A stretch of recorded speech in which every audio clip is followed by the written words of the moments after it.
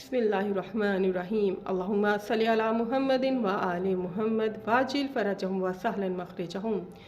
इमाम जाफ़र सादिक अलैहिस्सलाम ने अपने एक चाहने वाले के नाम ख़त लिखा, जिसमें मौला ने उनसे फ़रमाया कि अगर चाहते हो कि आक़िबत बख़ैर बनो तो इन बातों का ख्याल रखो। सबसे पहले ये देखो कि जो नेमतें परवरदिगार आलम ने तुम्हें अता की हैं, उन नेमतों को गुनाह के रास्ते में खर्च मत करना।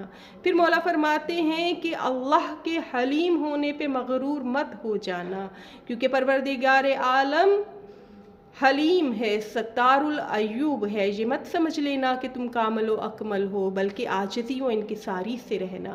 फिर मौला फरमाते हैं कि अगर चाहते हो कि आक़िबत बख़ैर बनो तो शख्स हम अहले बैत अलैहिस्सलाम की मोहब्बत में कोई नेक अमल अंजाम देता है और उस नेक अमल को हमारी मोहब्बत में अंजाम देता है।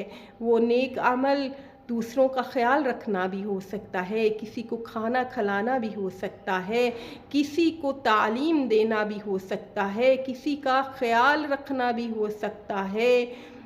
अगर वो हमारी मोहब्बत में ये अमल अंजाम देता है तो उस शख्स का एहतराम करो। परवरदिगार आलम से दुआ है कि परवरदिगार हमें मुहिब्बान अहले बैत में शामिल फरमाए। अल्लाहुम्मा सल्लि अला मुहम्मदिन व आले मुहम्मद।